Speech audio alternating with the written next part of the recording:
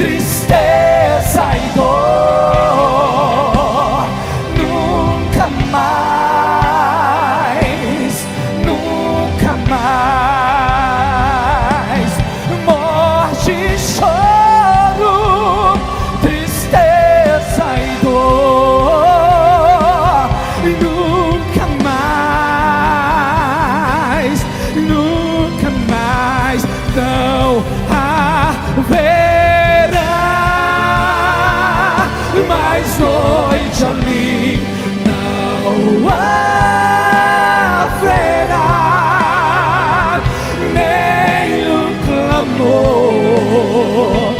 Verei os olhos de Jesus e tocarei seu corpo, enfim, e não haverá mais noite ali, não haverá nenhum clamor. Verei os olhos de Jesus e tocarei seu corpo em fim.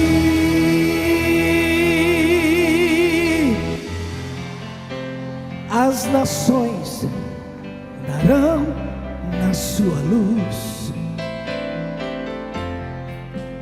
e as portas jamais se fecharão. A cidade é de ouro puro, de jaspe é seu muro. Bem forte, hein? Além do rio azul, morte e choro nunca mais. Cante. Morte e choro, tristeza e dor. Nunca mais, nunca mais. Morte e choro, tristeza e dor. Nunca mais, nunca mais. Morte e choro, tristeza. Levanta a mão e diga nunca mais, nunca mais.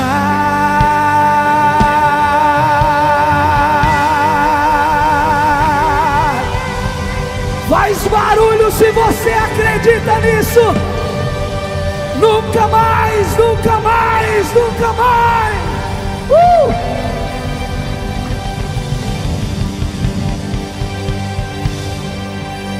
Além do rio azul.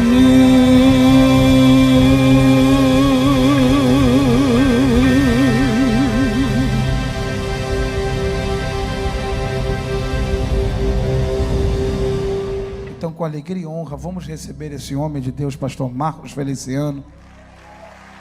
Vamos recebê-lo, um aplauso.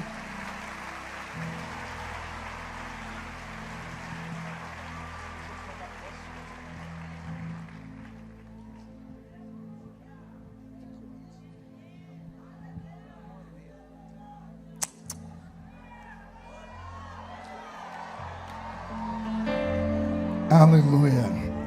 Eu cumprimento os irmãos com a paz do Senhor. Quem está feliz com Jesus nessa madrugada? Então encontra uma pessoa bonita do seu lado e dê um sorriso para ela. Ficou difícil? Tem gente que nem vira o pescoço. Geralmente eu digo assim, se não tiver ninguém bonito aí embaixo, é só olhar aqui para cima. Mas só sobrou eu e o Roberto. Se contenta com o que está do seu lado mesmo, viu? Uma alegria poder estar aqui nessa madrugada com os irmãos.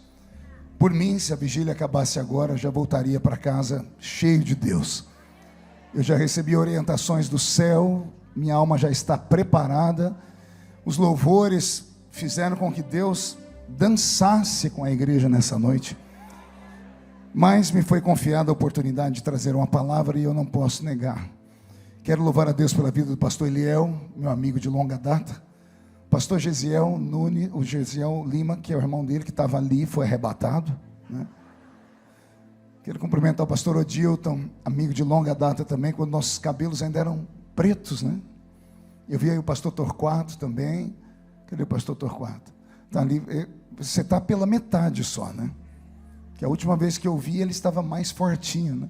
Ele falou que foi quanto embora? 40 quilos embora.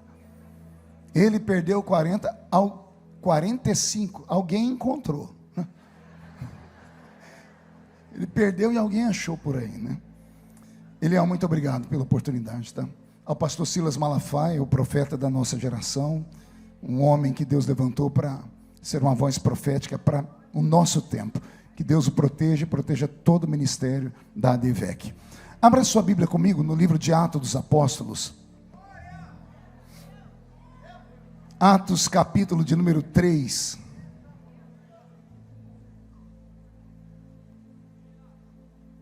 É tantos amigos aqui, só que a minha memória, estou ficando velho, Vaguinho. O Vaguinho mesmo está irreconhecível. A última vez que eu vi o Vaguinho, ele era um templo do Espírito Santo. Agora ele está parecendo uma catedral do Espírito Santo. Rio de Janeiro tem isso, é comida boa, né, Vaguinho? Mas você tem altura, não dá nem para perceber. Se sou eu, o sangue de Jesus tem poder, né? O moço que cantou aqui agora com um testemunho tão bonito, Deus te abençoe, viu? Esse casal aqui, vocês são lá do norte, é isso? Da Bahia, né? Só podia ser, né? Você sabe que baiano não nasce, né? Ele estreia, né? Aí, aqui atrás um baiano aqui falando. Atos capítulo de número 3, quem encontrou diga amém. Pedro e João subiam juntos ao templo à hora da oração a nona. E era trazido um varão que desde o ventre de sua mãe era coxo, o qual todos os dias o colocavam à porta do templo chamada Formosa, para pedir esmolas aos que entravam. Ele, vendo a Pedro e João que iam entrando no templo, pediu que lhe desse uma esmola. E Pedro com João, fitando os olhos nele, disse: olha para nós. E olhou para eles, esperando receber deles alguma coisa. E disse Pedro: não tenho prata, nem ouro, mas o que eu tenho, isso eu te dou. Em nome de Jesus Cristo, o Nazareno, levanta-te e anda. E tomando-o pela mão direita, o levantou. E logo seus pés e tornozelos se firmaram. E saltando ele, pôs-se em pé.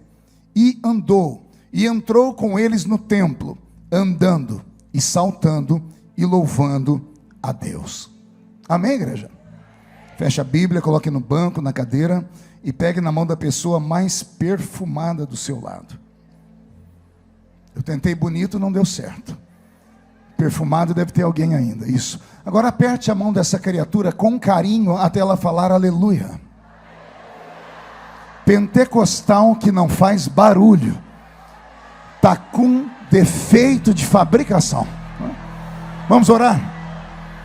Senhor, estamos em uma vigília. E mais uma vez levantamos a nossa voz em oração.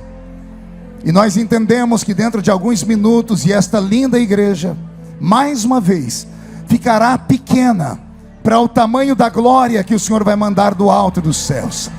Os que vieram tristes começarão a saltar de alegria.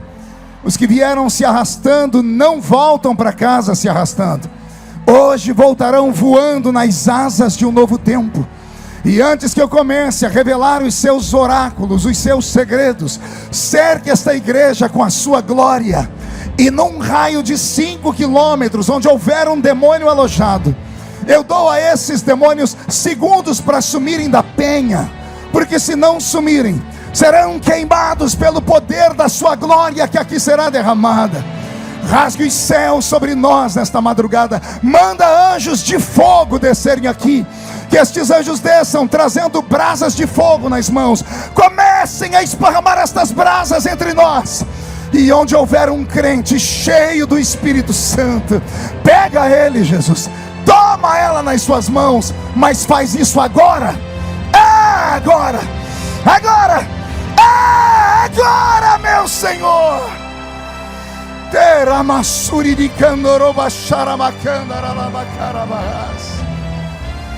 Fala conosco, fica conosco.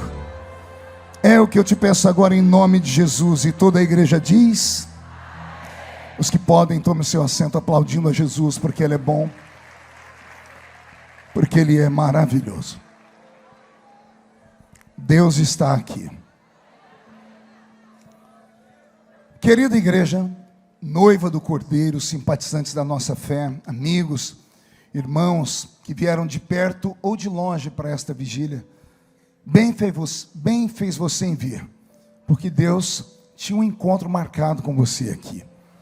Eu não acredito em reuniões normais, eu acredito em reuniões onde o sobrenatural pode se misturar com aquilo que é natural.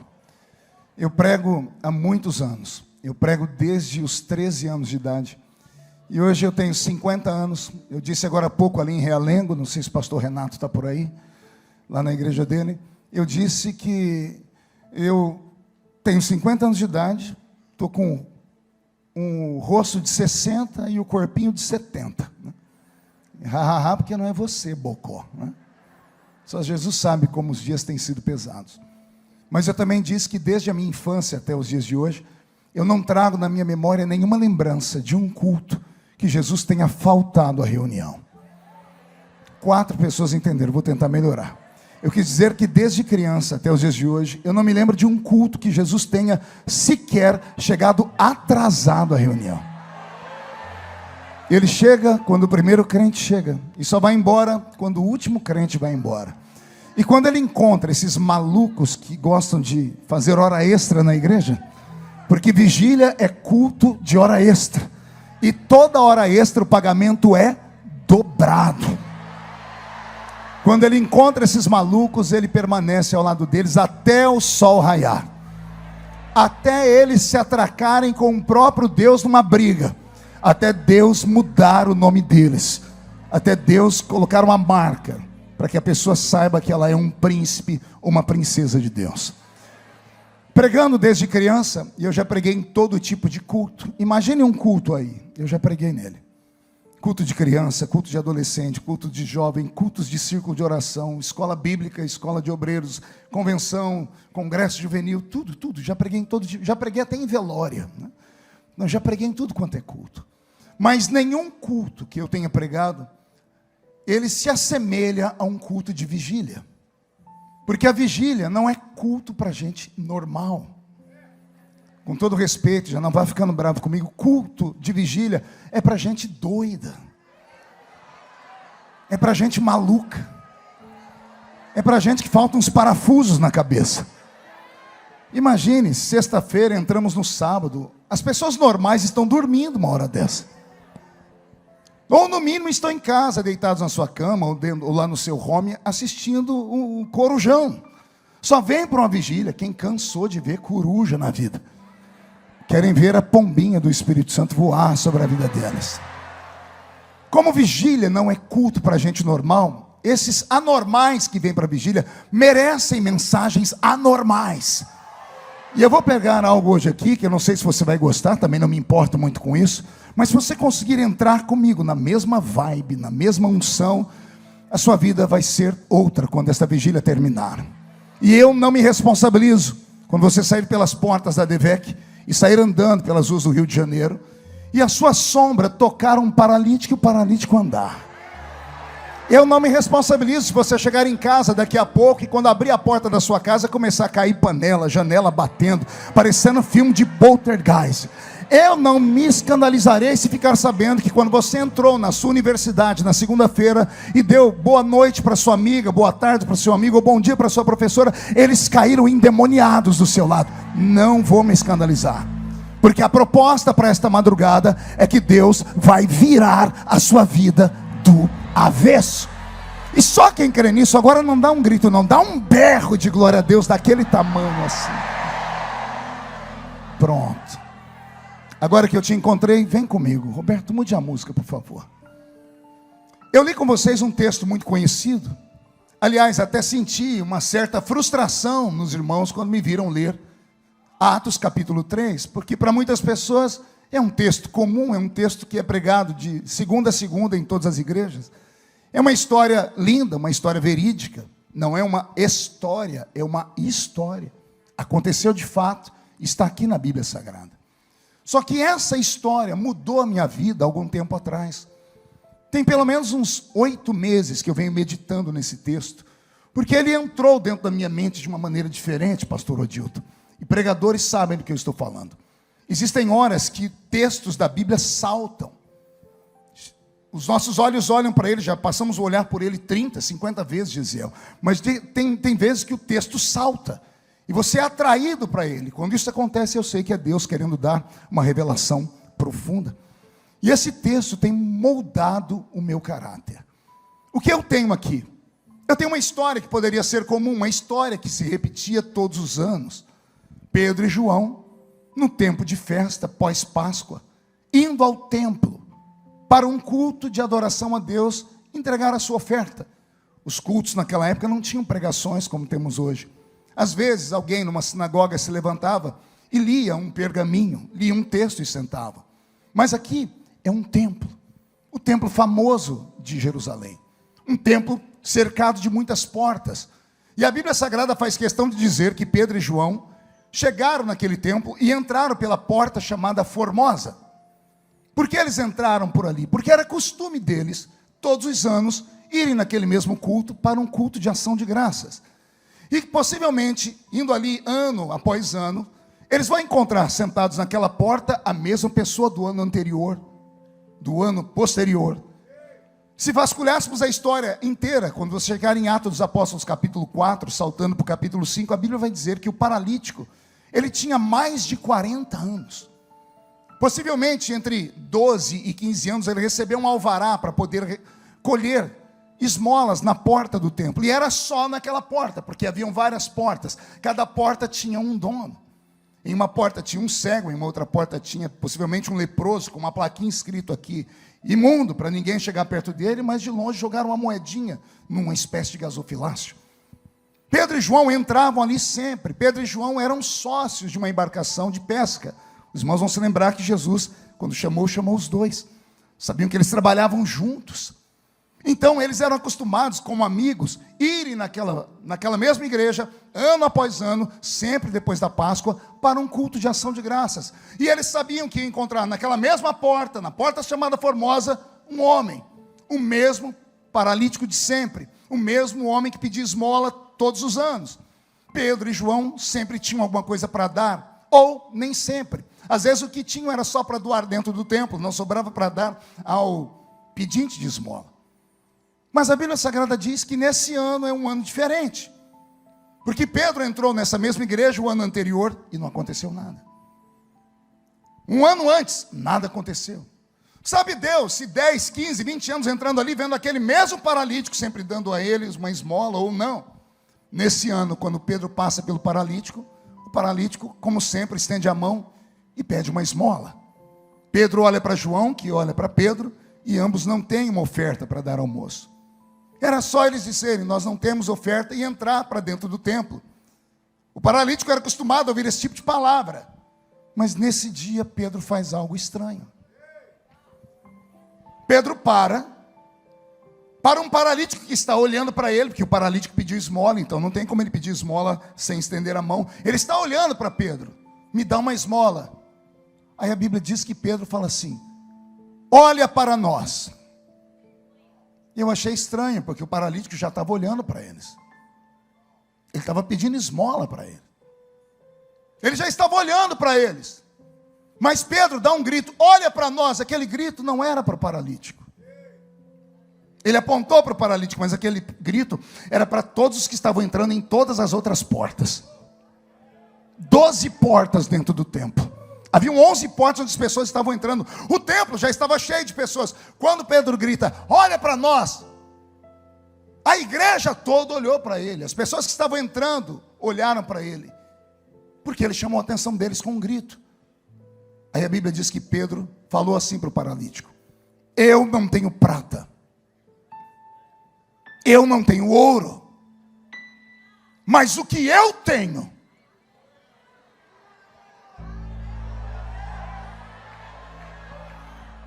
as pessoas estão olhando para ele. Poxa, o paralítico só quer ouro ou prata, ou comida. Pedro está dizendo, não tenho prata nem ouro. Está todo mundo vasculhando eles, olhando a roupa deles, ver se eles têm uma sacola com um pedaço de pão, ou uma fruta para dar ao paralítico. Nem isso ele tem. E Pedro diz, eu não tenho prata e não tenho ouro, mas o que eu tenho. Está todo mundo olhando para ele, procurando o que é que ele tem. O que eu tenho, isso eu te dou. Em nome de Jesus Cristo Nazareno, levanta e anda. E quando ele grita ao paralítico, levanta e anda, o paralítico não andou e nem levantou. Parado estava, parado ficou. A Bíblia Sagrada diz que Pedro tem que fazer uma nova ação.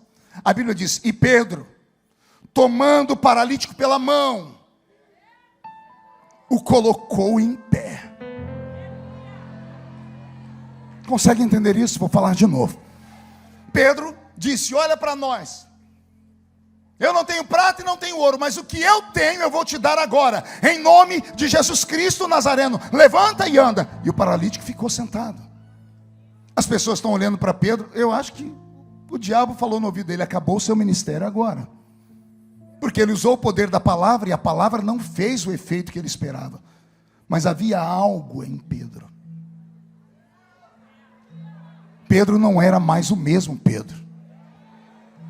Aconteceu algo com a vida desse Pedrão, porque a Bíblia diz que ele foi lá e catou o paralítico pela mão. Você não levanta por bem, vai levantar pela minha força. Se você não tem fé, eu tenho fé por mim e por você. Se você não recebe porque você não acredita, não conhece o nome que eu estou dizendo, eu conheço e acredito no nome que eu estou falando. Pedro catou o paralítico pela mão e colocou ele de pé. E o paralítico, quando foi colocado de pé, suas pernas endireitaram. E o paralítico começou a saltar e a pular. E a Bíblia diz que ele, pulando e saltando, entrou dentro da igreja. Talvez a primeira manifestação de coreografias pentecostais da Bíblia, do Novo Testamento. A primeira vez que alguém está pulando dentro de uma igreja, saltando dentro de um culto. Aquilo chamou a atenção de todo mundo. E a Bíblia diz que depois daquele culto, os magistrados da cidade, os religiosos, começaram a perguntar o que é que aconteceu. O tumulto foi tão grande que prenderam Pedro e João, por causa do milagre. Inquirindo a Pedro e João, Pedro pregou para eles com muita autoridade, colocando o dedo na ferida daqueles homens. O que era para terminar em morte, termina em temor. A Bíblia diz que eles soltam Pedro e João. Quando Pedro sai da prisão, ele começa a pregar para todo mundo que estava ali. E a Bíblia diz que naquele dia, 5.000 almas se converteram à fé. Eu falei para vocês que isso aqui mudou minha vida. O que eu fiquei perguntando a Deus nesses últimos 8 meses foi, o que aconteceu com ele? O que foi que mudou em Pedro? Porque a estrutura física dele era a mesma, a aparência dele era a mesma, a roupa que ele usava era a mesma, a voz dele era a mesma, o jeito de olhar era o mesmo. Mas havia algo diferente. No capítulo 4, se você ler inteiro, você vai ver que os homens falarem assim, os religiosos, esses homens não são pescadores, são homens sem cultura. Mas eles estão falando com uma autoridade, um conhecimento que não é deles. Aconteceu algo que mudou a vida deles, porque Deus destravou a língua de Pedro. Não só a língua, Deus destravou a mente de Pedro.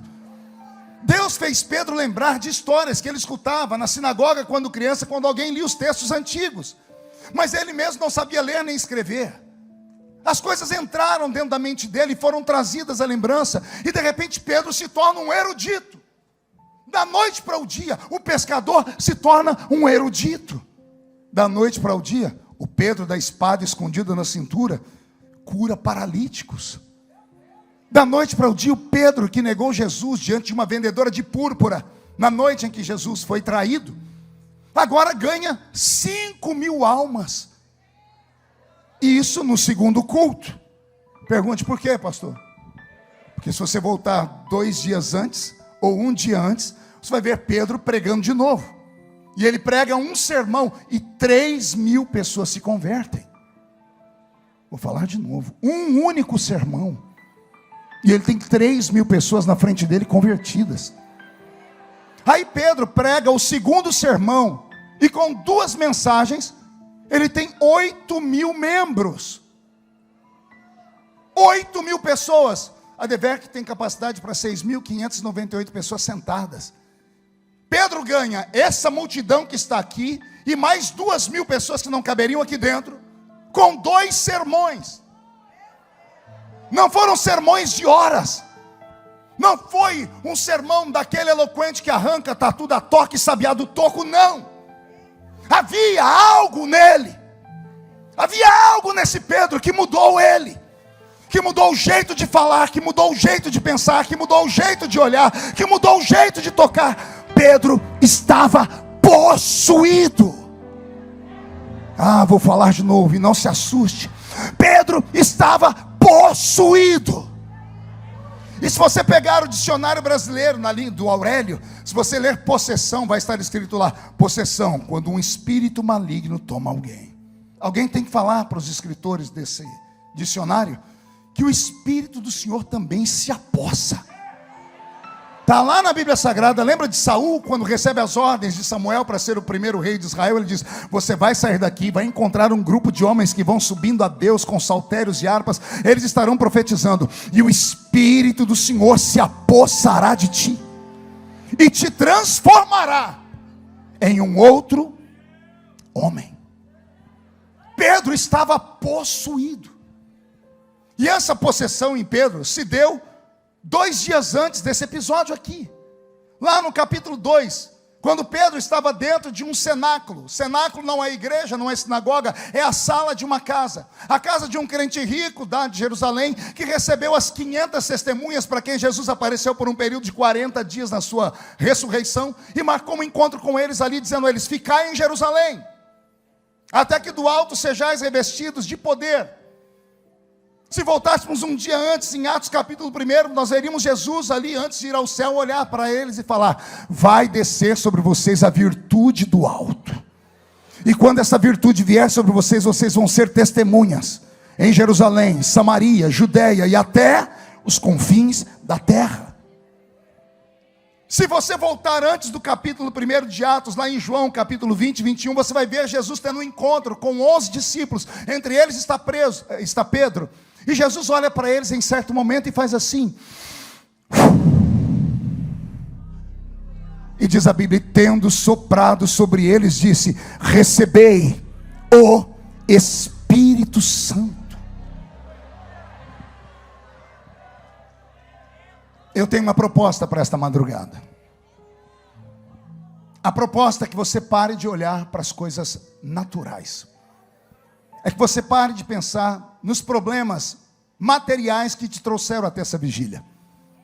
Porque para você pagar um preço, vigilhando, numa madrugada como essa, para você sair da sua casa, da sua zona de conforto, e vir para cá, nessa peregrinação, para você vir aqui e renunciar uma noite de sono, e ficar aí lutando contra a sua carne, porque não é fácil ficar acordado, depois de um dia de trabalho, é porque tem algo que anda te atormentando. E como profeta eu vou dizer a você: foi Deus quem fez com que isso acontecesse na sua vida, para te trazer nesta madrugada para cá. Só para te mostrar que esse problema que você está passando, na verdade não é um problema, é como uma peça de quebra-cabeça da sua vida, que Deus escondeu ela no bolso, e você veio em busca dessa peça. É o Senhor te dizendo: você veio buscar uma coisa, mas eu tenho outra para colocar nas suas mãos. Eu não estou pregando para um grupo de pessoas comuns, eu estou pregando para crentes pentecostais. Eu sei que no nosso meio tem alguns infiltrados, que são tal dos neopentecostais, mas a maioria dos que estão aqui são crentes pentecostais raiz. E o crente pentecostal raiz, ele sabe que ele tem escola, ele sabe que ele tem uma matriz, ele sabe que se ele fechar os olhos agora, ele vai sair desta igreja linda e vai entrar naquela igrejinha no meio do monte, no meio do mato, com aquelas irmãzinhas que só tinham 2 dentes na boca, o zagueiro e o atacante, com aquele pregador que era analfa de pai, beta de mãe, que não tinha instrumentos como esses, mas era um pandeiro e uma sanfona, mas que quando esse povo começava a orar, a igreja tremia e o céu desabava sobre eles. E agora, mesmo você sendo bonito, importante, mesmo você sendo agora até poliglota, você até fala how are you, você até tem um carro importado ali fora, você até agora é uma pessoa descolada, tem mídia social, mas se você fechar os olhos e lembrar como foi que tudo aconteceu, você vai ver que a raiz sua é o sobrenatural. Não, você não entendeu, eu vou falar de novo. A raiz de tudo que você está vivendo agora, e você só está de pé até agora, porque os seus pés estão fincados numa rocha. Mas não é uma rocha gelada, não é um cubo de gelo, os seus pés estão fincados numa rocha de fogo. Você é um crente do mistério, você é um crente do manto da revelação. Eu sei que vai ter gente que vai falar que isso para você é clichê, que você não deve acreditar nisso, que isso é coisa do passado. E para esses, Sanbalate e Tobias, eu tenho um dedo em riste apontado para eles: não apague o fogo que Deus acendeu um dia, porque o fogo arderá sobre o altar e não se apagará.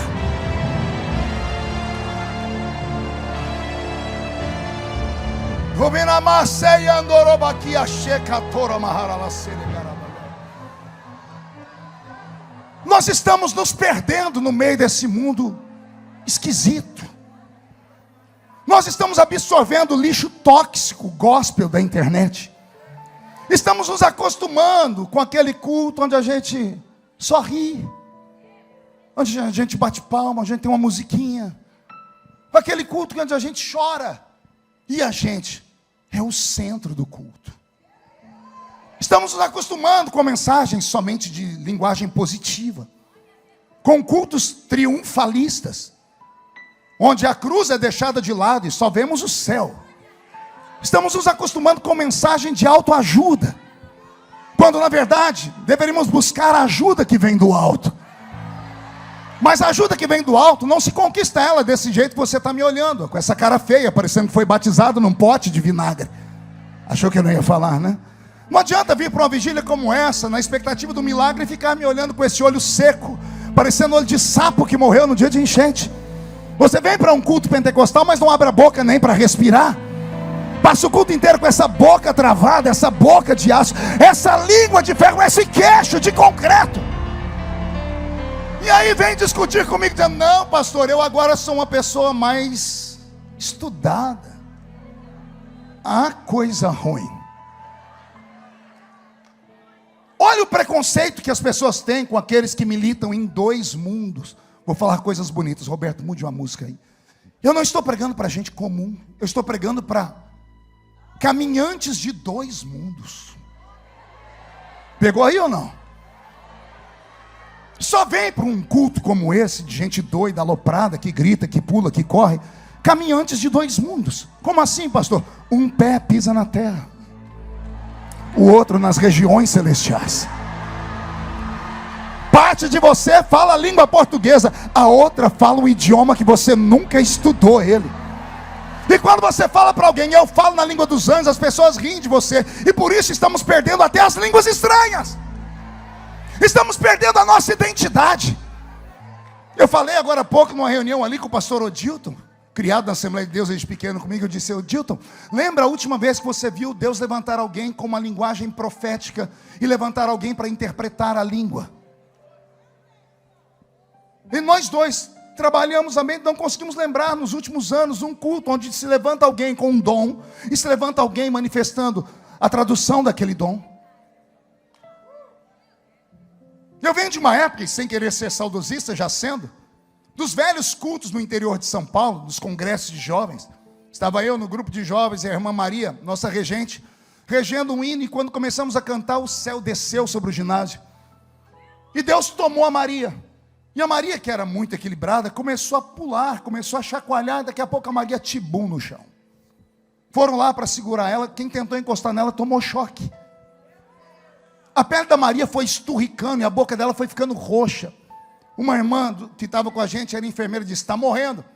Foram chamar a ambulância. Quando vieram para socorrer, do meio do ginásio levantou uma velhinha dessas, do coque. Ela deu 3 passos, chegou perto e disse: não toque, porque Maria está comigo.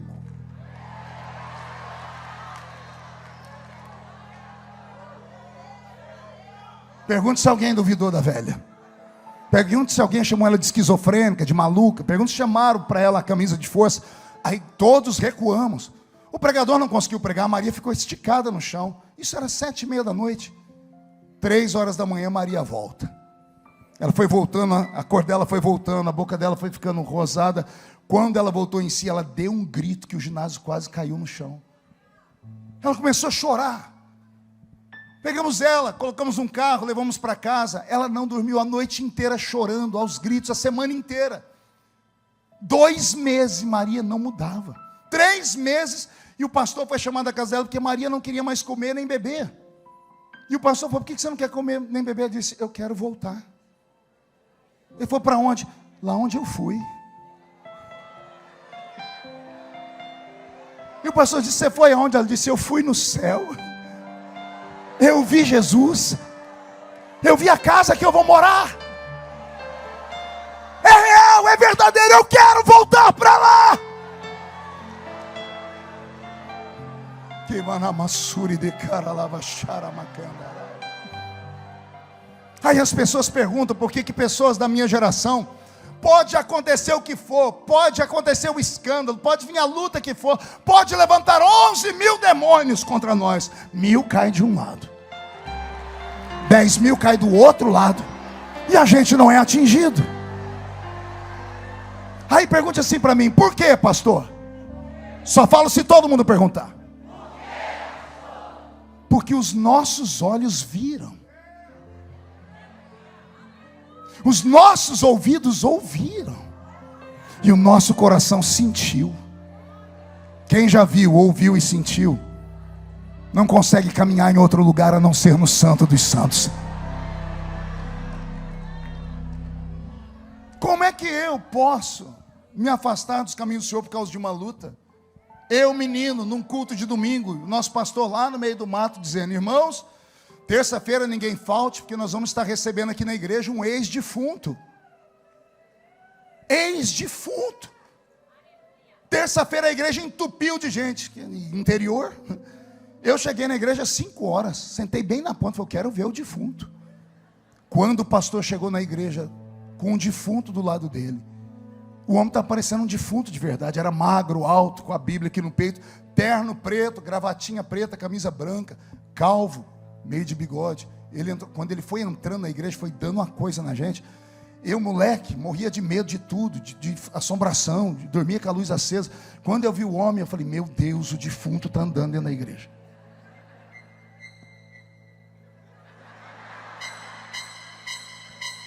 Jesus usa, mas quando o outro pega, dá isso aí. O pastor não conseguiu saudar a igreja direito. Nosso pastor ficou tão ansioso que não leu o texto direito, não pediu para ninguém cantar. Irmãos, vamos ouvir logo o nosso convidado. Aí o convidado pegou o microfone. Ele ajeitou, né? O microfone tinha aqueles negocinhos aqui. A gente não podia tirar o microfone do púlpito ainda naquela época. Ele deu uma olhada para a igreja, mas sabe aquele olhar assim que dava arrepio na alma da gente? E eu embaixo falando, meu Deus, o defunto está me olhando. Moleque, 13 anos de idade, no meio do mato, puro. Aí aquele homem enfiou a mão no bolso, Eliel, e tirou um papel todo amarelado, desdobrou, e disse, isso aqui é o meu atestado de óbito. E está aqui assinado pelo doutor tal, tal e tal. E ele passou para o presbitério aqui olhar. Depois que foi até lá e voltou, ele perguntou, é verdade, senhor? Está aí a data? O pastor disse, tá.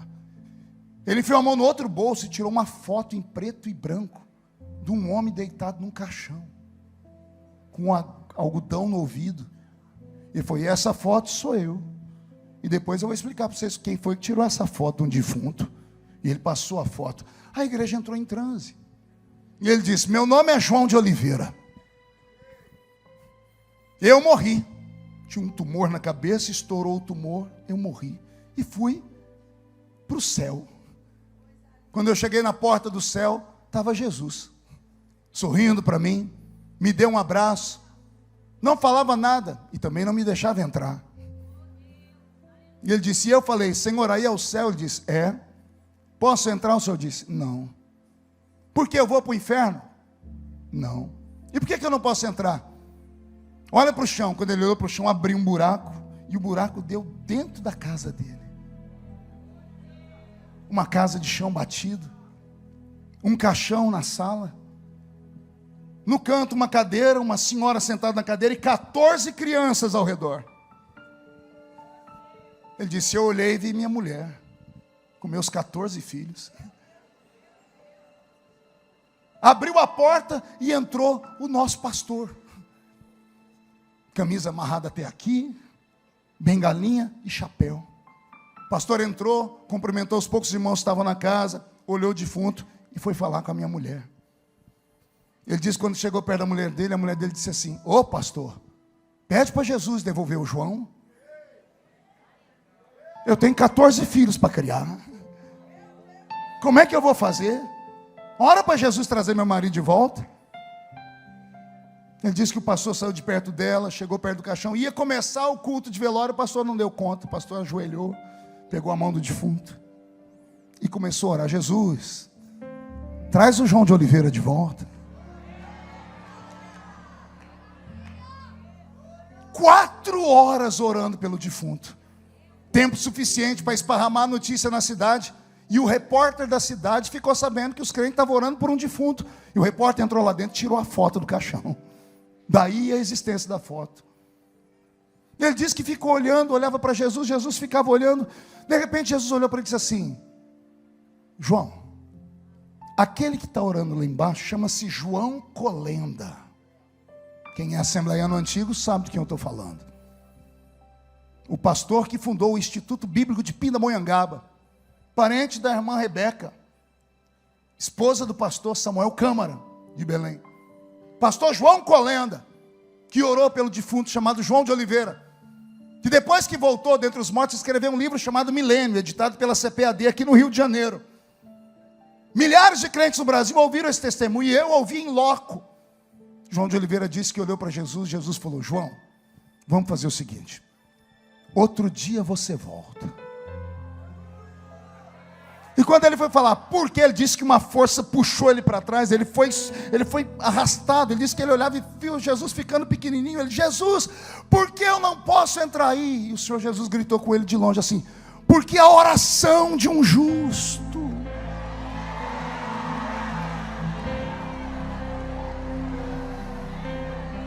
A oração de um justo pode muito em seus efeitos.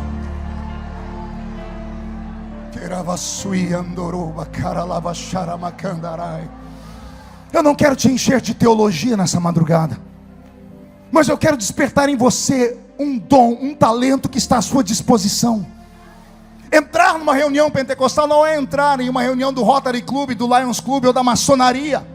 Entrar em uma reunião pentecostal é você entrar em um caminho onde você pode abrir a porta que te levará para uma outra dimensão. O culto começa na igreja, mas ele não termina na igreja, ele termina nas regiões celestiais.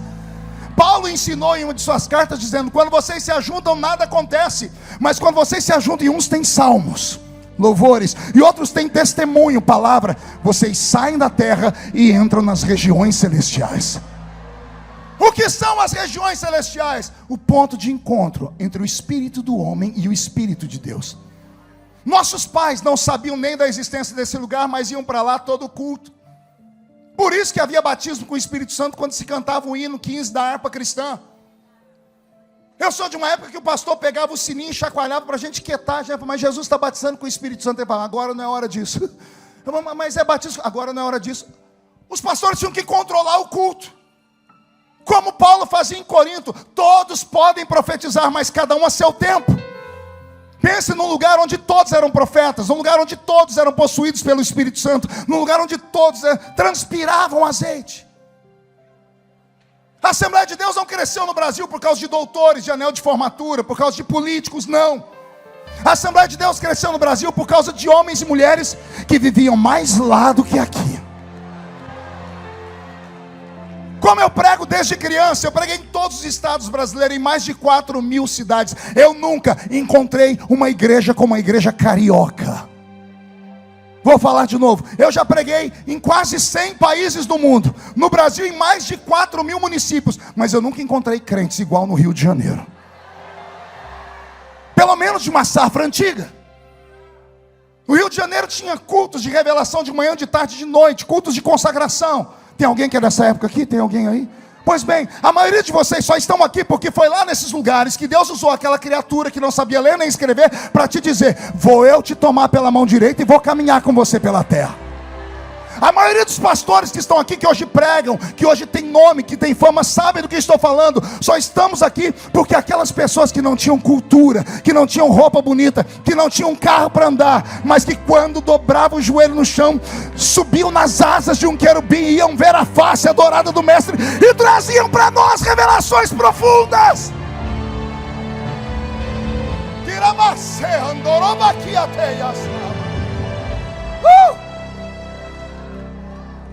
Será que você consegue entender o que Deus está querendo falar com você nessa madrugada? O que foi que aconteceu com Pedro? O que mudou a vida desse camarada? De um homem bruto que andava com uma espada na cintura, que não tinha paciência com ninguém. O discípulo que mais deixou Jesus em saia justa. O discípulo que questionava tudo, que andou em cima das águas e afundou. O discípulo que arrancou a orelha de um soldado. O discípulo que quando Jesus foi lavar o pé de todo mundo, lavou de todo mundo. Chegou na vez dele, ele escondeu os pés. O meu não. O discípulo que mais deu trabalho para Jesus. O discípulo que negou Jesus na noite em que ele foi traído 3 vezes. 54 dias depois. Olha ele fundando uma igreja com 8.000 membros. 8.000 membros em 2 cultos. Como foi que isso aconteceu? Aconteceu algo na vida dele. Primeiro ele creu que Jesus disse: fique em Jerusalém. 500 subiram, só 120 ficaram. 380 tiveram a mesma chance, não deram conta de esperar, não tiveram perseverança, não tiveram paciência. Tinham mais a fazer, tinham coisas importantes, tinham outras prioridades. Suas fazendas, seus sítios, suas casas, seus filhos, sua escola. Mas ficou ali dentro 120, quase 120. E foi esses quase 120 que estavam reunidos no mesmo lugar, quando de repente veio do céu um som como de um vento forte e impetuoso, e encheu a casa onde estavam assentados. E foram vistos por eles línguas repartidas como que de fogo, as quais pousaram sobre cada um deles. E todos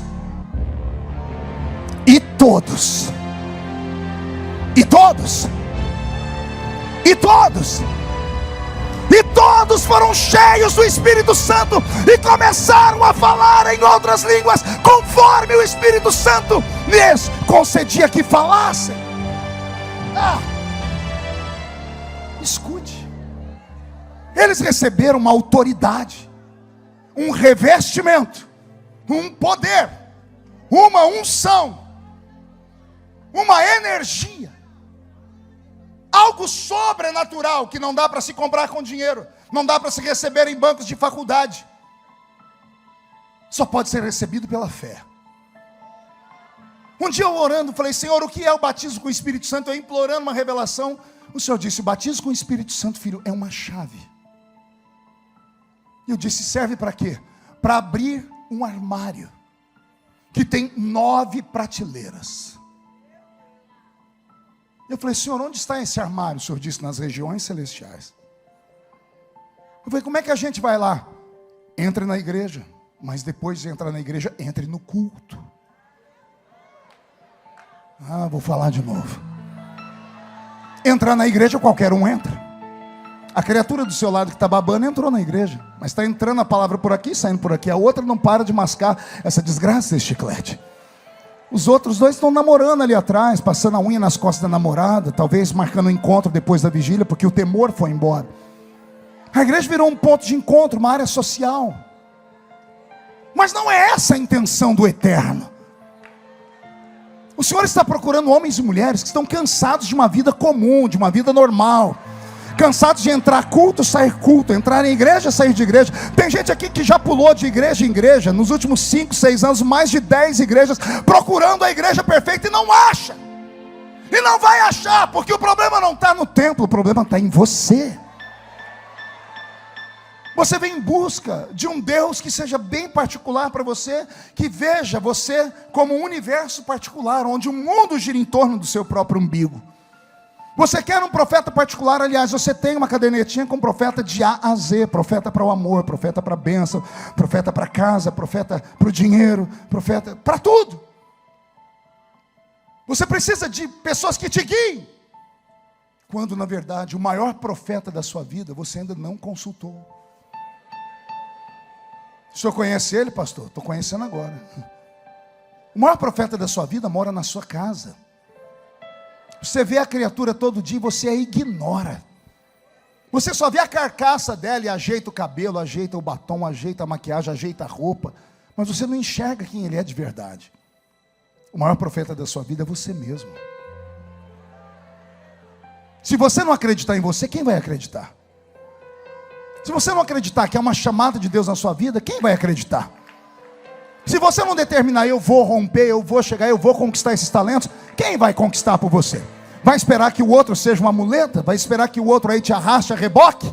É por isso que nós não temos mais nada. Quando entramos num culto como esse, devemos nos desligar de quem está à esquerda, à direita, atrás, na frente. Devemos tirar da nossa cabeça o problema do dinheiro, a duplicata, o casamento. Devemos focar naquele que pode nos dar. Mas para chamar a atenção desse ser, não adianta ficar aí com essa lagriminha de crocodilo. Ai, eu tenho pena de mim. Ai, Deus não me vê. Isso aí não toca Deus, porque Deus sabe tudo antes de acontecer. O que Deus está esperando, pastor? Uma atitude sua. Que tipo de atitude, pastor? Uma atitude extravagante. Porque você já tentou de tudo sendo normal, não é? Você já foi em 1 milhão de cultos onde você senta, cruza as pernas, põe a mãozinha no queixo, olha para o céu e filosofa. To be or not to be, that's the question. Você já tem ensaiou um louvorzinho mais agitado, mas a vergonha, a timidez te toma e você fica aí travado. Deus está esperando uma atitude sua. Pergunte de que forma? Uma loucura. Um ato de insanidade. Explica, pastor, explico. Quem já participou daqueles cultos que você, quando terminou o culto, disse: o que eu vim fazer hoje aqui? Alguém já participou assim? Quem aqui é do manto, do mistério, da glória, e entrou num culto onde ninguém abria a boca para nada? Quem já aconteceu? Quem já participou de um culto onde está todo mundo quieto e de repente veio um grito? O grito vem lá do fundão: glória! Quem já viu isso? Quando a criatura dá um glória, o que acontece com a igreja? Quem lembra? Todo mundo olha para trás para ver quem é. É assim ou não é? Deixa eu te fazer uma pergunta: por que as pessoas olham para trás? Porque você deu um grito, tá? Mas você deu um grito e usou uma palavra. Você disse o quê? Esse glória é para quem? É para a pessoa que olhou para você? Não, então por que esse enxerido olhou para você? Se não é para ele. Pastor, onde o senhor quer chegar? Eu quero chegar aqui. Se você chamou a atenção de gente que não está nem aí para nada, imagine o que aconteceu no céu.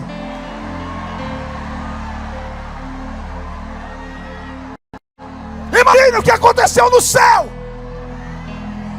Ei, deixa eu te contar umas coisas. A expansividade do culto pentecostal, a alegria, o fervor, o carisma do Pentecoste, se não bastasse abençoar o nosso espírito, isso é saúde para a sua carne. Eu disse que é saúde para o quê? Muda a música, Bento. Estou eu em Barretos, a terra do peão de boiadeiro. Escuta essa, Eliel. Fui lá como deputado, porque eu mandei uma emenda para o Hospital do Câncer de Barretos. Um dos hospitais de maior número e fluxo de pessoas do mundo. O segundo maior da América Latina. E que lida com gente que está à beira da morte.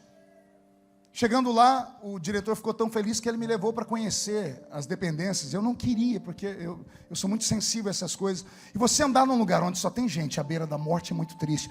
Você podia levar seus filhos lá para eles verem o que é a vida de verdade. Aí você dá valor às coisas pequenas da vida. Depois que eu andei por lá, eu fui passando mal, eu falei: doutor, eu não estou muito bem, eu preciso ir embora. Ele disse: não, deputado, deixa eu mostrar para o senhor então uma coisa diferente que nós estamos tendo aqui. Eu disse: o quê? Nós temos aqui um tratamento paliativo novo que estamos ainda estudando para crianças com câncer. E eu disse, e aí? Ele disse, e está funcionando. Eu falei, então eu quero conhecer. Ele me levou numa ala que tinha uma pediatria. Do lado a pediatria normal, ele disse, aqui é a pediatria comum. Ele disse, e aqui é a pediatria onde nós estamos usando o método novo. Ele disse, vou mostrar para o senhor como é a pediatria comum. Na porta tinha uma enfermeira, assim, escrito, silêncio é uma bênção. Eu entendi que era para entrar quieto. Ele abriu a porta, criancinhas deitadas nos seus bercinhos, todos carequinhas, alguns fazendo tratamento de quimioterapia, radioterapia, é uma coisa horrível, o cheiro da morte estava ali dentro. As enfermeiras cuidando dessas crianças. As únicas cores que tinham lá dentro era branco e cromado. O médico pegou o estetoscópio, viu o coraçãozinho delas, e nós saímos dali que eu estava passando mal. A gente tem filho, quando vê isso, a gente pensa no filho da gente. Aí falou, deputado, agora eu vou te mostrar o tratamento que nós estamos fazendo. Quando ele botou a mão na porta, já olhei e não tinha nenhuma placa com a enfermeira fazendo assim. Não tinha. Ele falou, olha, o senhor não se escandaliza não, viu? Ele enfiou a mão no bolso e tirou um nariz de palhaço. E o médico botou o nariz de palhaço. Quando ele abriu a porta, ele deu 3 batidinhas, para quem estava lá dentro já sabia que era um sinal, as enfermeiras. Quando ele abriu a porta e se jogou no chão. Eu achei que ele tinha tropeçado, eu fui tentar segurar. Ele falou, não, estou normal. Ele caiu e rolou. As criancinhas começaram a pular no berço, ficaram em pé. As enfermeiras tiraram buzina, tiraram um tamborzinho, um pandeiro e começaram a fazer uma festa. Eu olhei as paredes, não eram brancas, era tudo colorido. As criancinhas fizeram festa, pularam. Aí ele foi, brincou com elas, cantamos com elas. Quando nós saímos dali, ele disse, é isso. Eu falei, o quê? Esse é o tratamento. Eu falei, mas qual é o remédio? Ele disse, alegria, barulho, música, coisa engraçada. Eu disse, qual é o resultado? Ele disse, aqui dentro, 30% das crianças que estão com a mesma doença dos outros do outro lado, estão se recuperando mais rápido. Eu disse, me explique. Ele disse, vou te dizer o meu pensamento, é uma teoria minha. Ele falou, nós temos trilhões de células no nosso corpo, trilhões. E é impossível esses trilhões de células estarem vivas. Todos nós temos uma célula morta, pelo menos. O que é o câncer? É uma célula morta que desperta. E quando ela desperta, ela começa a mandar mensagem para as células que estão do lado. Eu cheguei, eu estou morrendo, vocês têm que morrer comigo. Pode ver, toda pessoa que descobre que tem câncer, a vida dela termina em 3, 4 meses. Porque entra uma amargura, uma angústia. Aí vai para a cirurgia, o médico já avisa a família que a cirurgia talvez não vai dar certo. A pessoa, ela murcha, míngua e morre. Eu digo porque eu enterrei o meu pai com câncer e uma tia minha da mesma forma. 3 meses depois do tratamento inicial, morreram. Porque perdem a vontade de viver. Por que perdem a vontade de viver? Porque a célula morta começa a mandar mensagem. Eu cheguei, vai morrer todo mundo comigo. A pessoa se tranca num quarto, ela passa a ter vergonha, passa a não vir mais à igreja, passa a não querer conversar com mais ninguém, passa a não querer comer, porque a célula morta mandou mensagem para o corpo inteiro vai morrer. Aí o médico disse, quando nós damos alegria para essas crianças, elas começam a pular e gritar, as células vivas cercam a célula morta e diz, nós queremos viver. Você quer morrer, nós queremos viver. E qual é o sinônimo da alegria ou da vida? A vida é alegria, é dança, é pulo, é grito, é euforia, é fervor. Então escuta o que eu estou te falando. Se você é pentecostal, não tenha vergonha de gritar. Não tenha vergonha de pular, de plantar a bananeira, de sair correndo. Ah, pastor, mas vai incomodar os outros que se lasquem. Eles não pagam as suas contas, eles não vão te visitar quando você está doente. Não morreram na cruz do Calvário por você. Sim, tenhamos equilíbrio, ouçamos a palavra, mas quando o fervor do Espírito vier, dá lugar. Foi assim que a nossa igreja cresceu. O que aconteceu com Pedro? Veio sobre ele um poder, uma autoridade, veio sobre ele uma graça, veio sobre ele uma ousadia. Ah, não fiquei feliz. Dedo de profeta para cima. Nariz da pessoa que está do seu lado, diga ousadia. Diga, Deus quer te dar ousadia. Então reage. Reage. Pelo amor de Deus, reage. Ei, caramaçou, darabachara, bacana,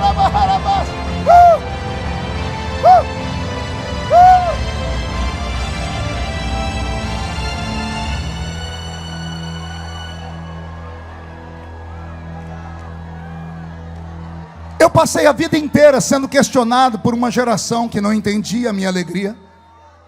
E várias vezes fui sabatinado e as pessoas perguntavam: por que você pula? Por que você dá aqueles golpes de Kung Fu? Quando eu era jovenzinho, agora se eu tentar, trava a coluna. Mas de vez em quando eu nem saio uns pulos, uns gritos, né? Depois que eu vi o Eliel correr aqui, eu falei: eu vou correr também. Se ele pode, eu também posso. E eu sempre tentava explicar, mas eu não conhecia, porque nós não temos uma teologia pentecostal que é ensinada. O Pentecoste que nós conhecemos é pela experiência. E faltam mestres para nos ensinar. Porque se nós não conhecemos, nós não vamos nunca entender. E o mestre tem que ter paciência de cuidar dos meninos, não é matar o dom. Não é falar a pessoa quieta, para de pular, envergonhar ela, não. É chamar num canto. E falar: calma, se contenha. Tem pessoas que não vão entender. Com amor se resolve tudo. Com paciência. Mas as pessoas não têm paciência com o menino. E que falta faz aquela igreja que não tem meninos. Eu sou assembleiano, me perdoa. Criado numa igreja de movimento. Que quando tínhamos um problema, orávamos, e lá no culto Deus levantava alguém e dizia: assim diz o Senhor. Eu fui treinado assim. E eu sinto falta disso. Principalmente quando alguém vem dizer que isso é coisa de gente sem cultura. Interessante que quando Deus quis revelar a doutrina pentecostal, não os sinais, mas a doutrina, Ele não revelou a um pescador, Pedro. Ele revelou ao erudito Paulo. Entenderam aí ou não? Não, vou falar de novo. Quando Deus quis sistematizar a doutrina pentecostal e falar para nós sobre os dons, sobre o terceiro céu, sobre o poder de ser arrebatado, Ele não contou para Pedro. Ele chamou Paulo. Paulo era advogado, poliglota, da tribo de Benjamim, da aristocracia judaica, tinha sangue azul nas veias, tinha cidadania dupla, tinha capacidade de falar com imperadores e com a plebe. Quando Deus foi dar a doutrina pentecostal, Ele deu para Paulo, o homem mais inteligente da Bíblia, do Novo Testamento, o homem mais culto da Bíblia. É Ele quem vai ensinar a igreja de Corinto. É o mesmo Espírito que opera tudo em todos, mas a uns, pelo mesmo Espírito é dado a palavra do conhecimento. A outros, pelo mesmo Espírito é dado os dons de profetizar, ou o dom de profetizar. A outros é dado os dons, no plural, de curar os enfermos. A outro é dado o dom de discernir espíritos, e a outro é dado o dom de variedade de línguas, e a outra é dado o dom de interpretar três línguas, a outra é dado o dom da fé, a outra é dado o dom de operação de maravilhas.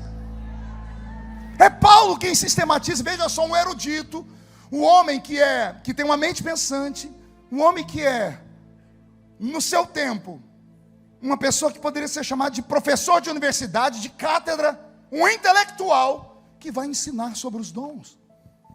E aí vem alguém falar que os dons só se manifestam em igreja simples porque o povo lá não tem cultura. Os dons não são dados aqui.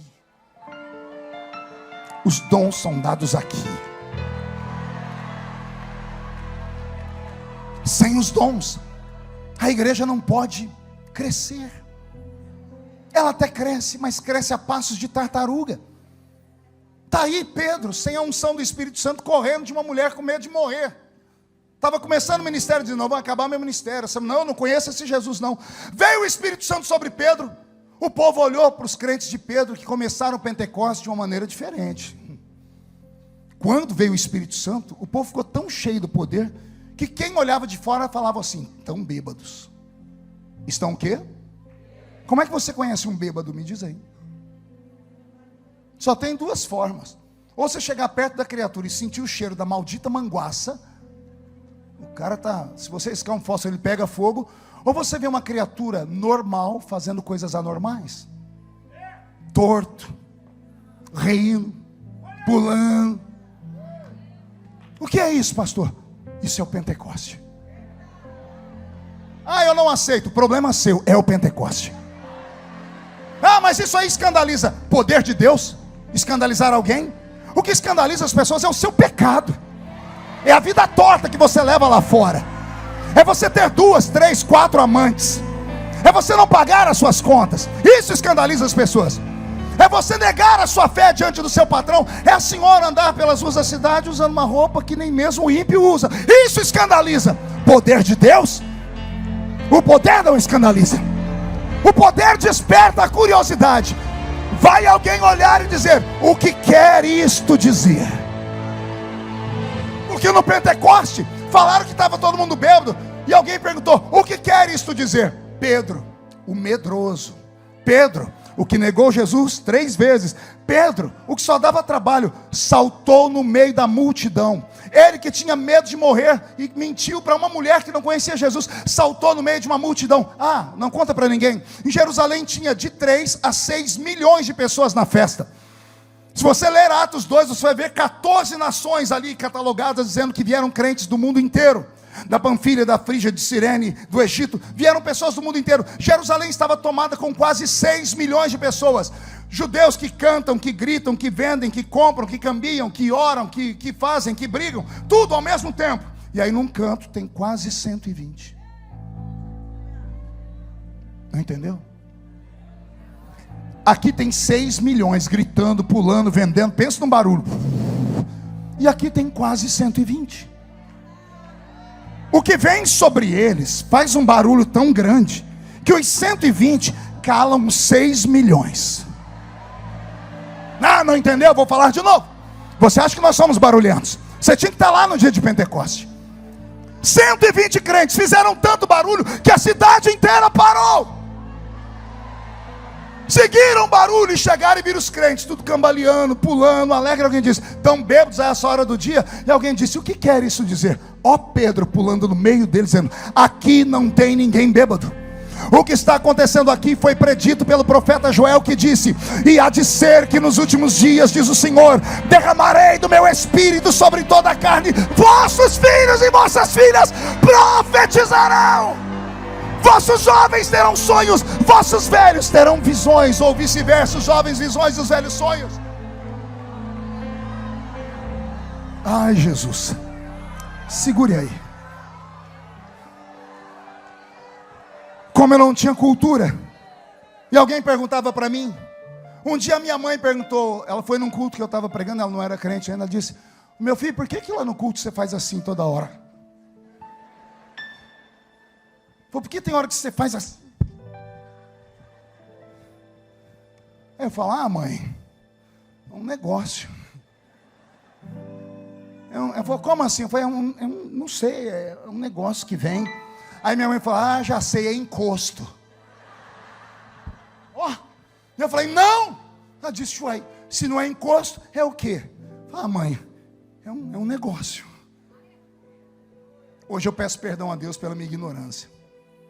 Hoje eu entendo que tem horas que eu estou pregando ou estou num culto, e quando eu dou por mim, eu estou pulando, gritando.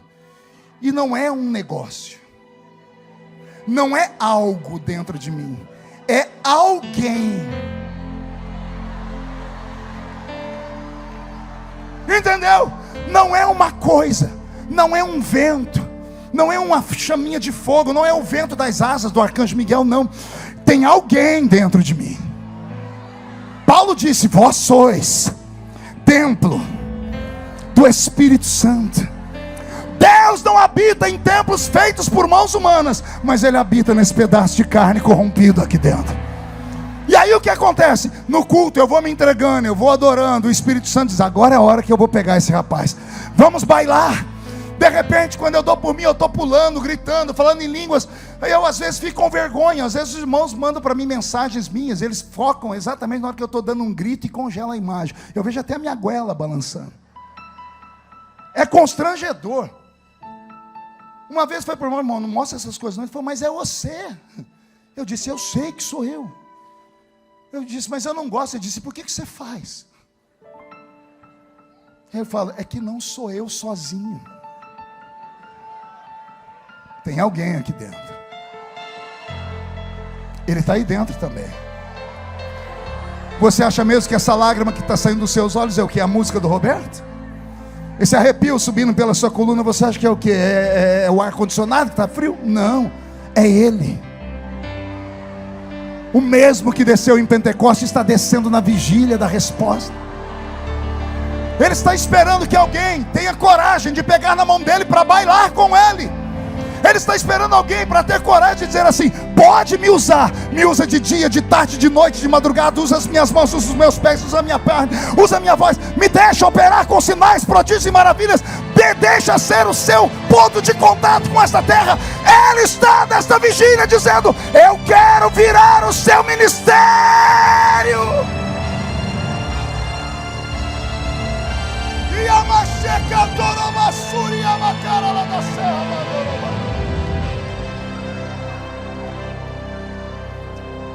Eu estou com meu corpo todo arrepiado.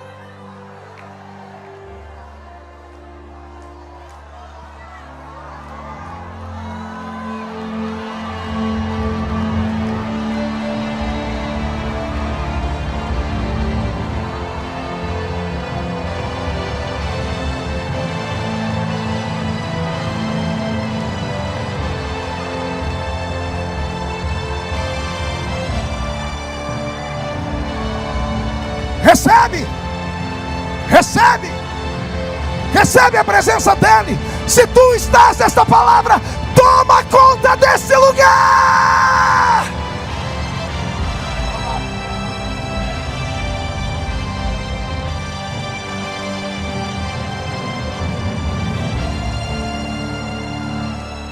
Oh,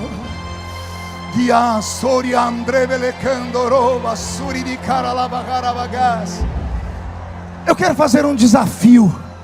Feche os olhos. Os batizados com o Espírito Santo conseguem falar em línguas? Pastor, mas eu não estou sentindo. Você não tem que sentir nada, é um idioma. Deus te deu o idioma. Pastor, mas não tem mais nem menos. Paulo ensinou: quando você ora em espírito, a sua mente não entende nada, mas o seu espírito ora bem. Quem fala em línguas não fala a homens, fala direto a Deus. Só Deus sabe, porque em mistérios fala com o Senhor.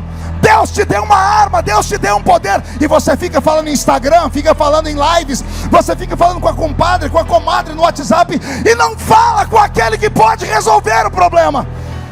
Fale com Deus no idioma dele. Deixa eu ouvir um coral de línguas estranhas na ADVEC. Senhor, os batizados com o Espírito Santo, desperta nele as línguas. Somos pentecostais e acreditamos nos dons. Enche esse lugar.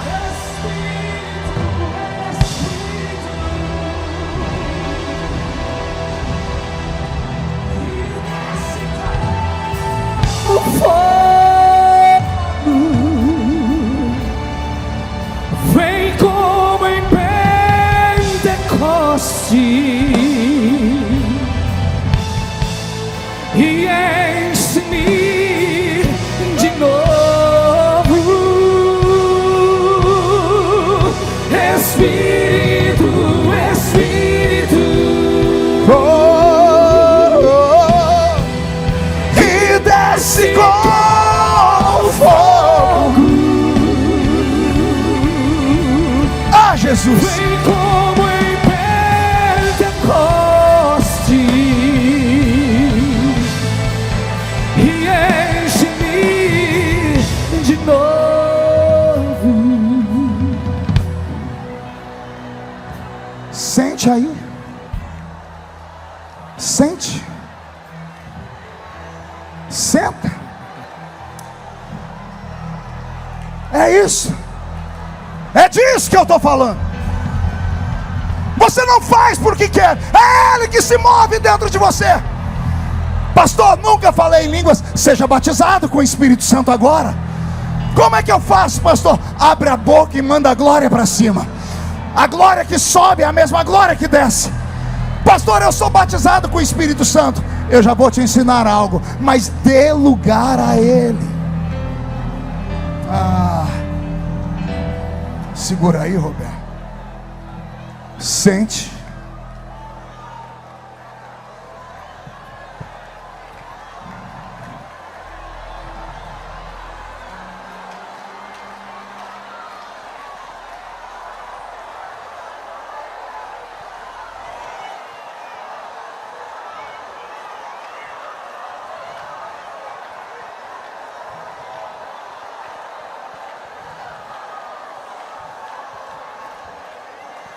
Aleluia. Se assente um minutinho. Vou te explicar por que é que Jesus te batizou com o Espírito Santo. É isso que faltam nos ensinar. É disso que eu estava falando ali agora há pouco, Eliel. O crente recebe o batismo com o Espírito Santo, ele é estimulado a buscar. Ele recebe, Gesiel, e não sabe para que serve. O batismo com o Espírito Santo não é um sinal para mostrar que você é mais espiritual do que os outros, não. O batismo com o Espírito Santo é um presente. Eu recebi de Deus esta informação. Ele me disse: o batismo com o Espírito Santo é uma chave. É uma? Não ouvi, é uma? E serve para quê? Para você acessar um armário que tem 9 prateleiras nele. São 9 dons do Espírito Santo. Dons de poder, dons de elocução, dons que podem metamorfosear, transformar, virar a sua vida do avesso. Somente o crente batizado com o Espírito Santo pode acessar esses dons. Por quê? É a porta de entrada. E o que é que nós fazemos? Entramos numa reunião como essa e interagimos com Deus. Não é só observar, ouvir, prestar atenção. Há um momento de nos entregarmos, de acessarmos informações que não estão aqui. Estão aqui. Eu desafio qualquer pessoa, e olha que esse púlpito recebe os maiores e mais ungidos servos e servas do Senhor do mundo. Eu desafio vocês a sentarem com eles e perguntar como foi que aconteceu. Você nunca vai ouvir alguém falar assim: eu estava lá e veio do nada. Não. Há uma busca. Há um desejo. Há uma entrega. Se você quer coisas de Deus, você tem que estar mais perto dele. Estar mais perto dele implica estar longe das demais coisas. Se você quer ser uma pessoa diferente, você tem que fazer coisas diferentes. Você quer que traga a Deus um avivamento? Aí fica todo mundo chorando. 4 meses atrás, todo mundo no celular chorando, dizendo: olha, há um avivamento no Kentucky. Olha que lindo. O que aconteceu ali? Alguém sabe? Alguém estudou? O que aconteceu para ter aquele avivamento lá nos Estados Unidos há 4 meses atrás? Quem acompanhou isso pela internet? O que aconteceu? Simples. Não foi em uma igreja, foi em uma capela. Embora fosse uma capela cristã, não era a capela de uma denominação religiosa. Não era numa rua, era dentro de uma faculdade, de uma universidade. Subentende-se que qualquer aluno de qualquer religião podia usar aquela capela no horário certo. Budistas podiam entrar dentro daquela capela para fazer as suas rezas. Espiritualistas também. Crentes de todas as vertentes, católicos podiam usar. Só que era hora do recreio, numa universidade moderna, no século 21, nos Estados Unidos da América, onde tudo é livre. Quer vir comigo, perambular pelas repartições da faculdade? Consegue enxergar comigo? Tocou o sino, recreio. Milhares de alunos, não eram crianças, alunos, adolescentes. Um grupinho vai para um canto e sacam de uma bolsa dominós e baralho. E vão jogar. Um outro grupo vão para um outro canto e pegam cocaína e vão cheirar. Namoradinhos escondidos nos cantos escuros da universidade vão fazer sexo. Outros vão praticar bruxaria, porque lá tem muita bruxaria nos Estados Unidos da América. Aí um grupo de 6 meninos e meninas. Não tinha diácono, não tinha presbítero, não tinha evangelista, não tinha pastor, não tinha diretora de círculo de oração. Olharam para aquela coisa toda e disseram: gente, vamos para a capela? O que nós vamos fazer? Vamos lá cantar. Não tinha músico. Você não estava lá, Roberto? Nosso guitarrista não estava lá, nosso baterista não estava lá, o contrabaixista não estava lá. 6 meninos, e começaram a cantar. O quê? Um louvor. O louvor deles subiu. Atravessou o céu atmosférico. Atravessou o céu cósmico. E entrou no terceiro céu. Atravessou o portão. Caminhou pelas ruas de ouro. Passou por cima da ponte do rio da vida. Foi até o tabernáculo do Deus vivo. Ao chegar no tabernáculo, o louvor foi transformado. Pergunte, como o senhor sabe? Só falo se todo mundo perguntar. Apocalipse me diz que o louvor não chega no céu em som, em forma de barulho. O louvor sai da terra em forma de barulho, e quando entra no céu, ele é transformado em cheiro. É incenso. A Bíblia diz que os anjos pegam as orações dos crentes, o clamor, e derramam diante do altar. Aí Deus não escuta, Deus faz assim.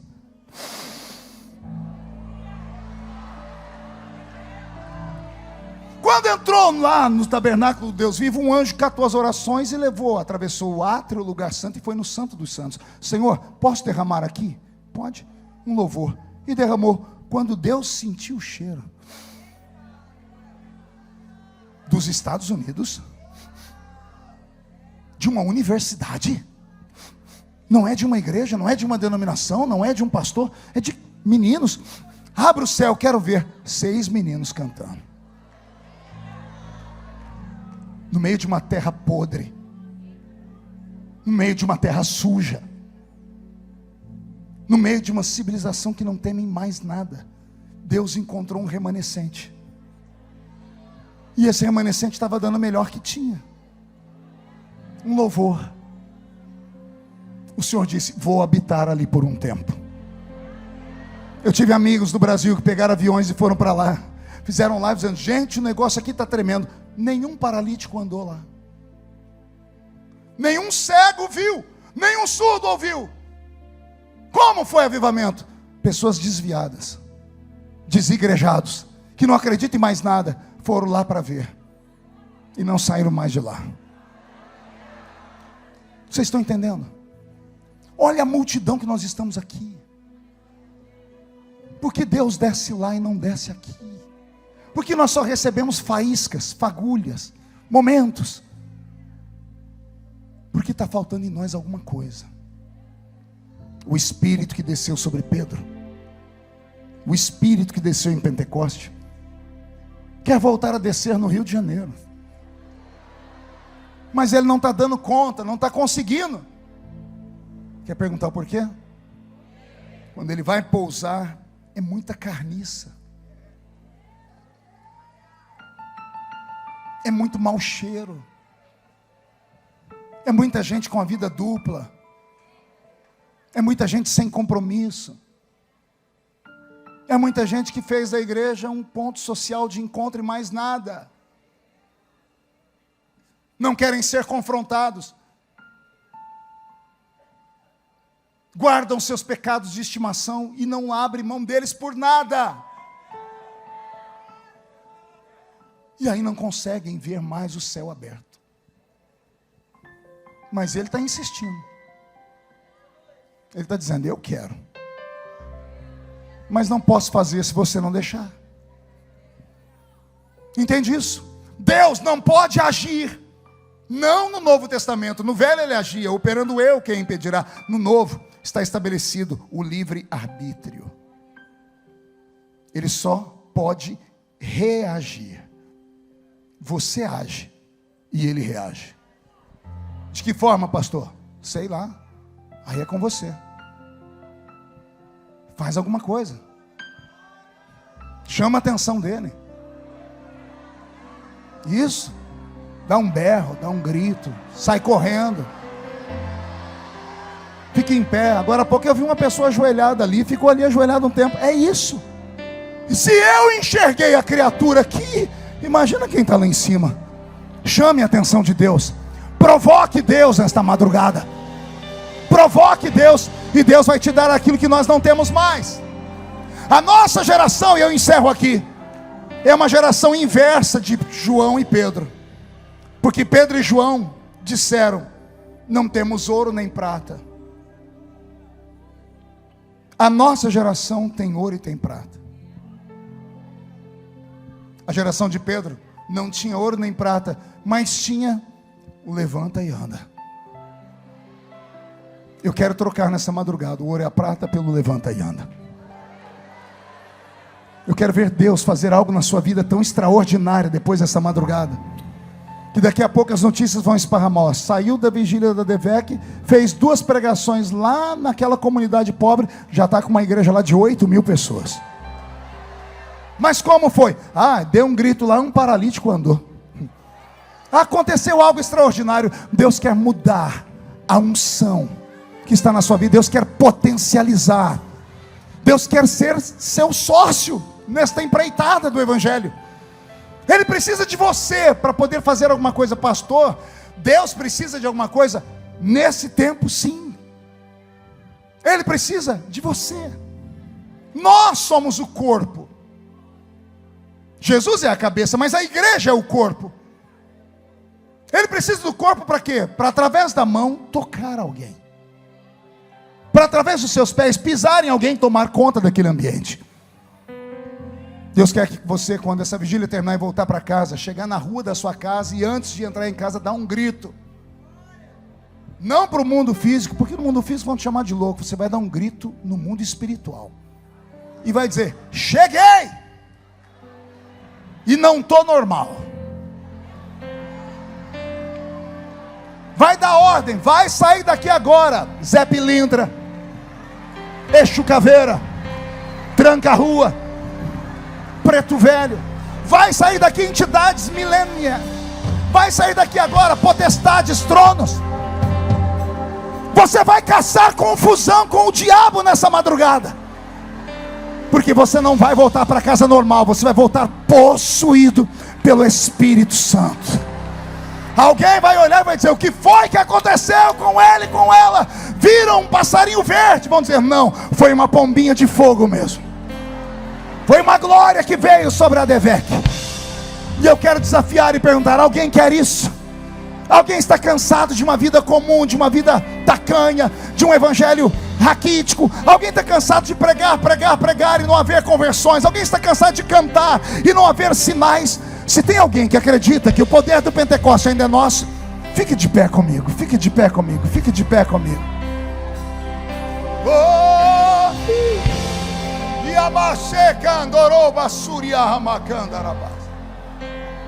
Pastor Eliel, o senhor me dá oportunidade e liberdade para fazer uma coisa aqui? É rápido. Feche os olhos. Eu queria saber onde estão os crentes que foram batizados com o Espírito Santo, falaram em línguas e perderam. Nunca mais falaram. Meses, anos, semanas, ficam buscando e não conseguem receber. Que vieram para esta vigília e acredito que Jesus pode devolver agora. Tem alguém? Tem coragem de sair daí, vir aqui pertinho de mim, ficar em pé aqui? Veja bem, quem já falou em línguas e perdeu, e há muito tempo não fala em línguas, venha, fique em pé, bem aqui pertinho de mim. Isso, chega mais perto, filha. Isso, pode ficar aqui, mas vem rápido. Isso.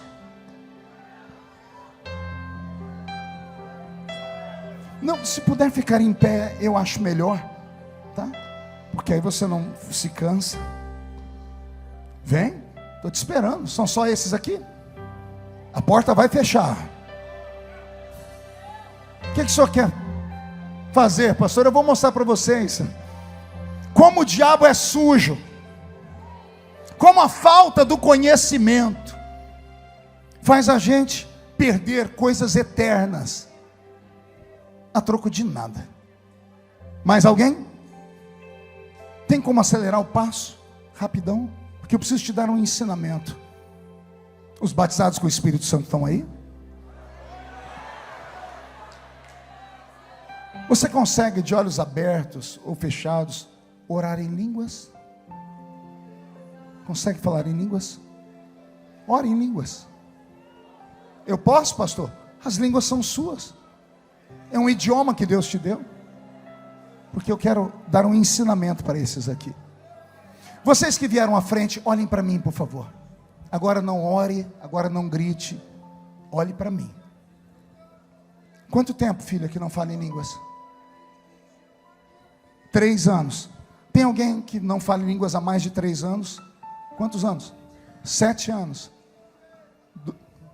Desde pequena. E cresceu, então faz muito tempo. 7 anos também. Olha só, pastor Eliel, crentes, batizados com o Espírito Santo, e não falam mais em línguas. Olhe para mim, deixa eu te fazer uma pergunta. Por que você não fala em línguas? O que aconteceu?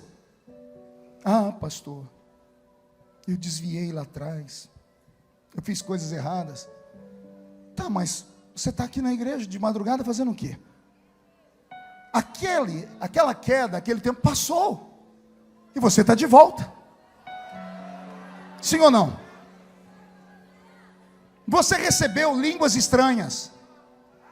A sua língua não mexia sozinha. Você não ficava com o olho envergado olhando a língua e fazia assim.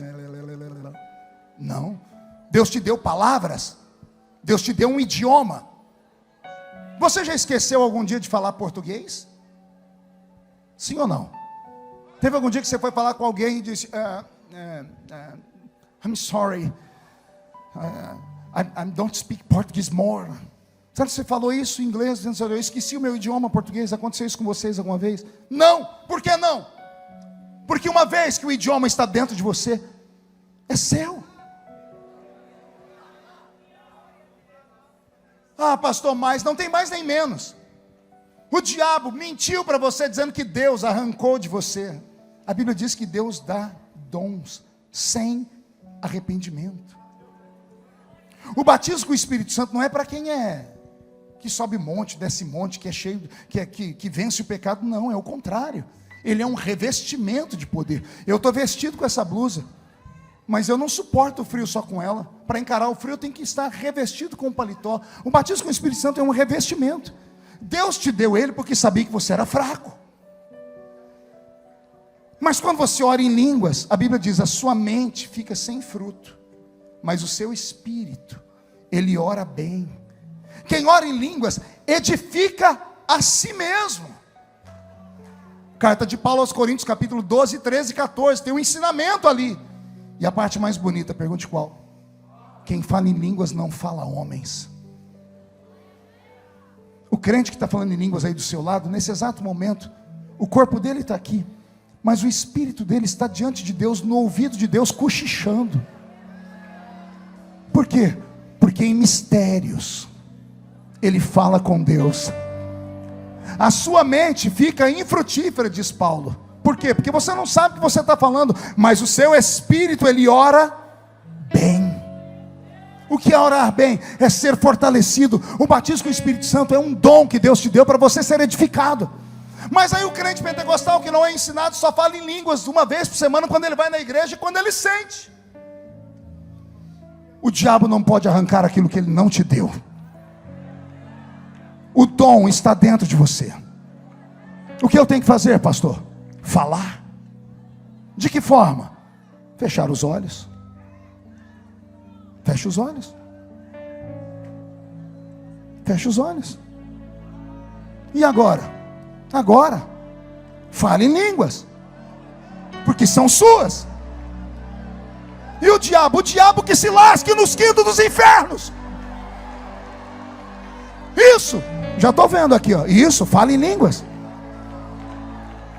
Isso, é você quem tem que falar, não é alguém que vai falar por você. Você foi batizado com o Espírito Santo de verdade, então fale em línguas agora, agora, agora, agora, agora, agora, agora, agora.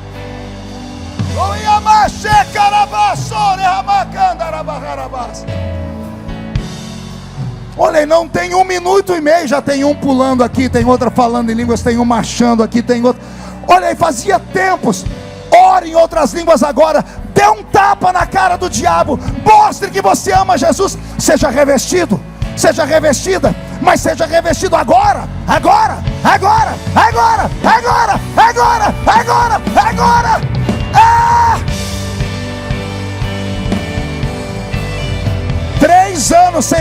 língua está falando aqui agora.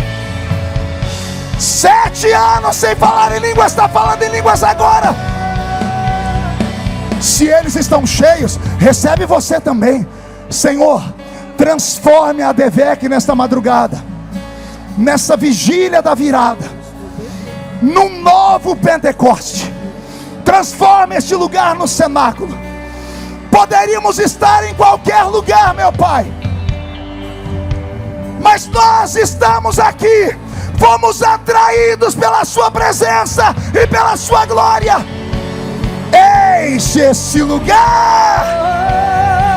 Eu poderia estar em qualquer outro lugar, mas tua glória me atraiu, tua presença me atraiu. Tentei me esconder por medo de não viver, mas tua glória me atraiu, tua presença me atraiu. É que a sarça pegou fogo e não se consumiu. Vai! E a voz que saiu dela um dia me atraiu. E o meu coração queimou até que descobriu que um dia na tua glória vale mais que 1000. É que a sarça pegou fogo e não se consumiu, e a voz que saiu dela um dia me atraiu. E o meu coração queimou até que descobriu que um dia com tua glória, um dia com tua glória vale mais que 1000.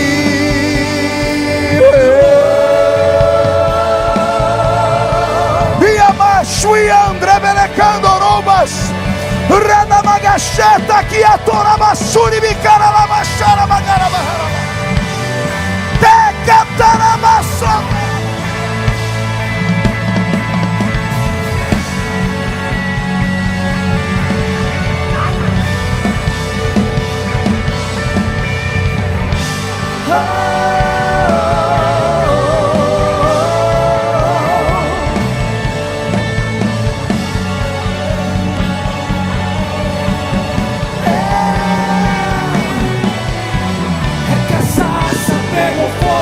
Se consumiu, e a voz que saiu dela um dia me atraiu.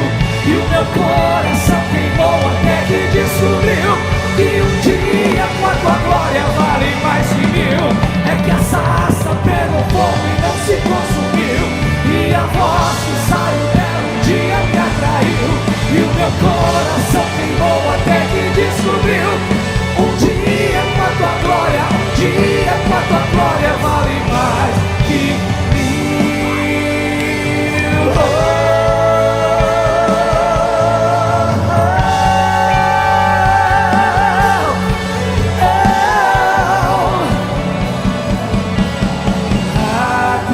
Atraídos pela tua presença, não me vejo sem a tua presença. Atraídos pela tua presença, não me vejo sem a tua presença. Atraídos pela presença, não me vejo sem a tua presença. Toda a igreja de olhos fechados, levante a mão direita aberta, bem alto. Abra a sua mão e diga comigo, em nome de Jesus: todos os demônios que paralisaram a minha fé, que roubaram a minha pureza, que destruíram os meus dons, que me enfraqueceram, eu ordeno, não estou pedindo, estou ordenando. Venha para a palma da minha mão agora. Feche a sua mão com autoridade. Eu vou contar até 3. Você vai jogar no chão e vai pisar em cima, para que se cumpra Lucas 10:19. Eu vos dei poder para pisar sobre serpentes e escorpiões, sobre todo o poder do diabo, e nada fará mal a vocês. Depois que você jogar no chão e pisar em cima, você precisa encontrar pelo menos 2 pessoas e concordar com elas, porque a Bíblia diz em Mateus 16 e 18: quando 2 aqui na terra concordam, lá no céu é assinado um documento. Tudo que é concordado aqui acontece lá. É preciso que alguém concorde com essa profecia, e depois disso a sua vida nunca mais vai ser a mesma. Você nunca mais será o mesmo.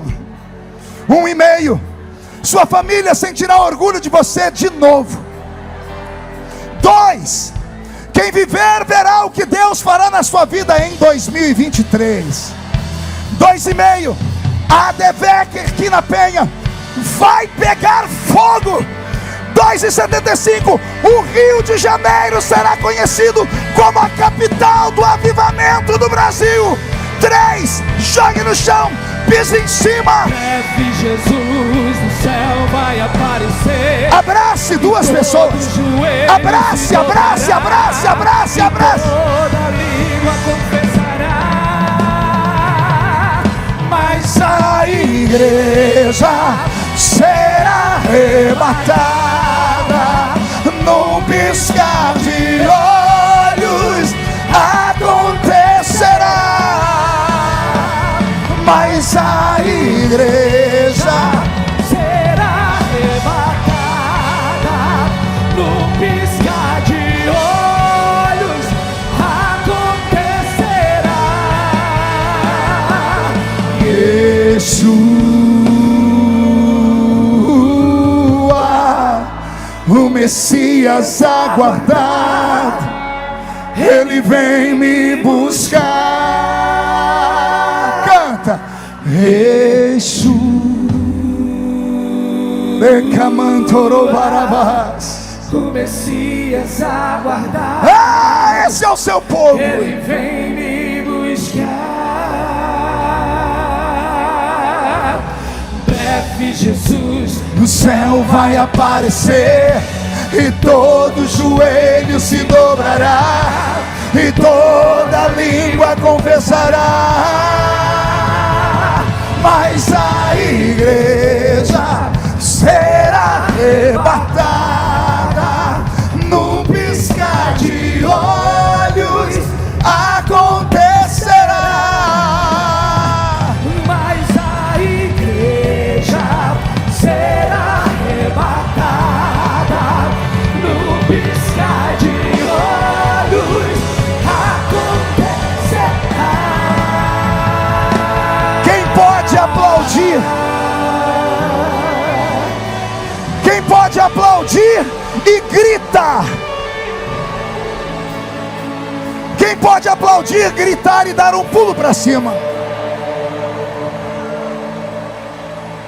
Eliel, só para os pentecostais: sai da frente, Satanás! Estamos em guerra!